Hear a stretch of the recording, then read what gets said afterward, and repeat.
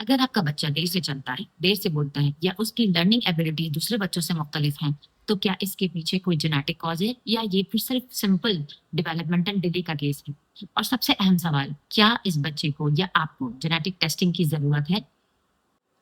देखिए, हर developmental delay genetic नहीं होता, ना ही हर बर्थ डिफेक्ट जेनेटिक होता है, ना ही हर फैमिली को जेनेटिक टेस्टिंग की जरूरत होती है। लेकिन कुछ सिचुएशंस ऐसी होती हैं जिसमें जेनेटिक टेस्टिंग और जेनेटिक काउंसलिंग से बहुत ज्यादा मदद मिल सकती है। और वो क्या सिचुएशंस हैं, आइए हम उनको डिस्कस करते हैं।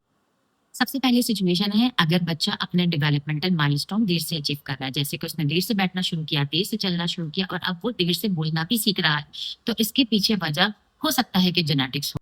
सेकेंड सिचुएशन, अगर आपका बच्चे को ऑटिज्म है या फिर उसको लर्निंग डिफिकल्टीज है, तो हो सकता है कि जेनेटिक टेस्टिंग से उसकी असल वजह को समझने में बहुत मदद मिल जाए। तीसरी सिचुएशन, अगर फैमिली में एक ही तरह की बीमारी बार बार आ रही है या फिर आपकी फैमिली में एक से ज्यादा बच्चे मुतासिर हों। चौथी सिचुएशन, अगर बच्चे को पैदाइशी डिफेक्ट्स हों, जैसे कि बच्चे के दिल का मसला या उसका तालु और होंठ के कटे होने का मसला या फिर बच्चे को अदर मल्टीपल कंजेनाइटल मेलफॉर्मेशन, तो इस सिचुएशन में भी जेनेटिक टेस्टिंग से मदद मिल सकती है। और पांचवी and very important situation is कि जब फैमिली में बार बार मिसकैरेजेस हो रहे हों और या फिर 2-3 मिसकैरेजेस के बाद एक बच्चा पैदा हुआ जिसे मल्टीपल एनोमलीज हैं और उसके बाद उसकी डेथ हो जाए, तो ऐसी सिचुएशन में जेनेटिक टेस्टिंग बहुत ज्यादा मदद कर सकती है।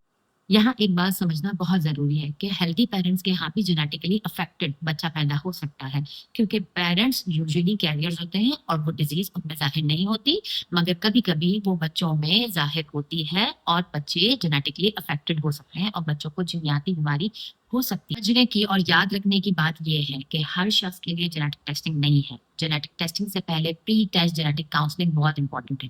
उसमें हम फैमिली हिस्ट्री लेते हैं, पेशेंट की हिस्ट्री लेते हैं, पेशेंट का एग्जामिनेशन होता है, उसके बाद अप्रोप्रिएट जेनेटिक टेस्ट डिसाइड किया जाता है कि उस पेशेंट को कौन सा टेस्ट करवाना है और उसकी फाइंडिंग्स से हमें क्या बेनिफिट मिल सकता है।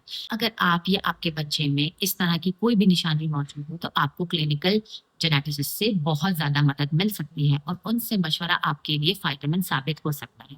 मेरा नाम डॉक्टर मिसबा है and I am currently working as an assistant professor clinical genetics at डाउ।